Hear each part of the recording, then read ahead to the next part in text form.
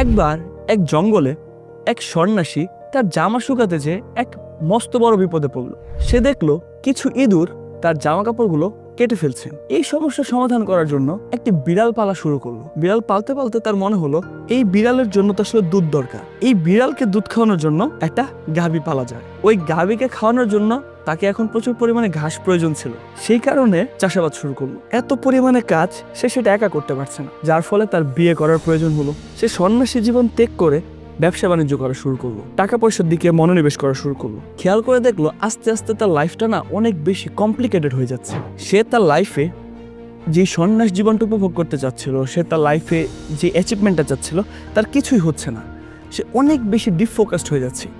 Same আমরা যখন আমাদের লাইফে কোনো একটা গোল সেট করে আগানোর কথাবার্তা চিন্তা করি, তখন আমাদের আশেপাশে বিভিন্ন ডিস্ট্রাকশন আমাদের ফোকাসটাকে সরিয়ে নেয়। এবং বর্তমান সময়ে এই ডিস্ট্রাকশন এত বেশিরভাগ ক্ষেত্রে দেখা যায় আমরা আমাদের লাইফে যে গোলটা সেট করেছি সেই গোলটা আমরা অ্যাচিভ করতে পারি। বড় বড় গোল অ্যাচিভ করার ক্ষেত্রে আমরা বেশিরভাগ সময় ভাবি অনেক বিষয়বস্তু, অনেক এলিমেন্ট, অনেক মানুষজনকে আমাদের লাইফে সংযুক্ত করতে হবে।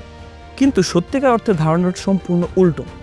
আপনাকে আপনার লাইফ থেকে অনেক কিছু রিমুভ করতে হবে যাতে আপনি অনেক বেশি ফোকাসড ওয়েতে আপনার ওই গোলটা অ্যাচিভ করতে পারেন।